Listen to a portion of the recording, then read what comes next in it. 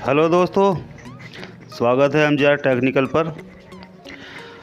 दोस्तों, जाड़ों का मौसम है और इसमें तरह तरह के रूम हीटर देखने को मिल जाते हैं। ठीक इसी तरह से आज हमारे पास भी एक रूम हीटर है जो कि इस तरह से इस मॉडल में है, यानी कि नए मॉडल में ये इस तरह के रूम हीटर आने शुरू हो चुके हैं। तो ये इस तरह से दोस्तों, सबसे पहले इसमें 2 बोल्ट प्रोवाइड किए गए हैं, इन्हें खोल लेना होता है और इसे खोलने के बाद ये जो इसका नीचे का स्टैंड है इसको इस तरह से निकाल लेना होता है। और इसे निकालने के बाद दोस्तों यहाँ छोटे छोटे स्क्रू प्रोवाइड किए गए हैं, देखने को मिल जाते हैं। ये देखिए, ठीक इस तरह से अब इन्हें भी हमें खोल लेना होता है। और खोलने के बाद दोस्तों ये जो इसका ऊपर का कवर है इसको बड़े ही सावधानी से निकाल लेते हैं। ध्यान रहे, इसको बहुत ही सावधानी से निकालना होता है क्योंकि इसमें लॉक लगे हुए होते हैं। अगर ज़रा सा भी ज़ोर ज़्यादा दे दिया जाता है तो ये लॉक टूट जाते हैं और उसके बाद इसकी सेटिंग ख़राब हो जाती है। तो इसे बहुत ही आसानी के साथ यानी सावधानी के साथ इसको निकालना होता है ताकि कोई भी लॉक इसका टूटने ना पाए। भले ही दोस्तों इसमें थोड़ी देर लग जाए, लेकिन बहुत ही सावधानी के साथ इसको निकालने की ज़रूरत होती है। ठीक इस तरह से दोस्तों, जिस तरह से मैंने इसको बड़ी ही सावधानी के साथ निकाला है। अब इसको निकालने के बाद दोस्तों हमें एक मोटे तार वाली जाली देखने को मिल जाती है, यानी कि एक मोटे तार वाली जाली इसमें लगी हुई होती है। और उसके नीचे दोस्तों एक हीट प्रूफ जाली दिखाई दे जाती है, यानी देखने को मिल जाती है। ये देखिए दोस्तों, इस तरह की एक सबसे पहले इसमें जो लॉक लगे हुए होते हैं उनको खोल लेना होता है ताकि निकालते वक्त जाली बिल्कुल भी ख़राब ना हो पाए, क्योंकि अगर ये जाली ख़राब हो जाती है तो इस तरह ये इतनी महीन और बारीक और कमज़ोर होती है और टूट जाने पर दोस्तों ये ठीक नहीं होती है और नई बाज़ार से जाकर के नई लेनी पड़ती है। तो इसलिए दोस्तों इसे बहुत ही सावधानी निकालना होता है। और दोस्तों ये हो जाती है इसमें रॉड, यानी कि इसमें 3 रॉड लगी हुई हैं जो कि 400 वाट की होती है। यानी एक रॉड की जो क्षमता है वो 400 वाट की होती है और दोस्तों ये 220 वोल्ट AC पर वर्क करती हैं। तो ठीक इसी तरह दोस्तों हमें 3 रॉड लेकर के बाज़ार से आनी होगी और उससे पहले दोस्तों हमें इसकी कुछ बेसिक इन्फॉर्मेशन जान लेनी होगी।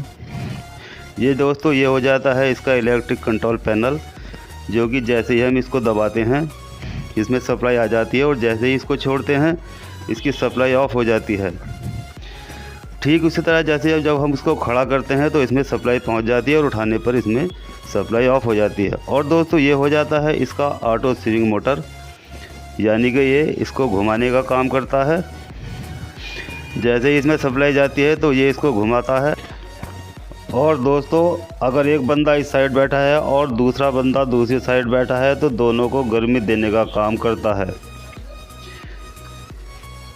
अब दोस्तों ये हो जाते हैं इसके होल्डर, जो कि एक रॉड में 2 होल्डर लगे हुए होते हैं, यानी इस तरह से ये 6 होल्डर इसमें लगे हुए होते हैं जहां पर हमें रॉड लगानी होती है। और दोस्तों ये हो जाते हैं इसके वायर, जो कि एक साइड सप्लाई दी गई है और एक साइड न्यूट्रल दिया गया है, बाकी इसमें और कुछ नहीं है।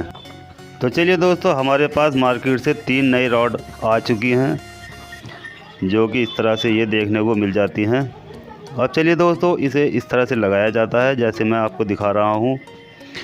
सबसे पहले एक साइड लगा देते हैं और उसके बाद दूसरी साइड लगा देते हैं। ये देखिए दोस्तों, इस तरह से दोनों साइड में एक एक होल्डर में इसको लगा दिया जाता है। और ठीक इसी तरह से दोस्तों दूसरी रॉड को भी, जैसे पहली रॉड को एक होल्डर में एक साइड और दूसरे होल्डर में दूसरी साइड लगाई गई है, ठीक इसी तरह से इसको भी एक साइड पहले लगा लेते हैं और दूसरी साइड की उसके बाद लगा लेते हैं।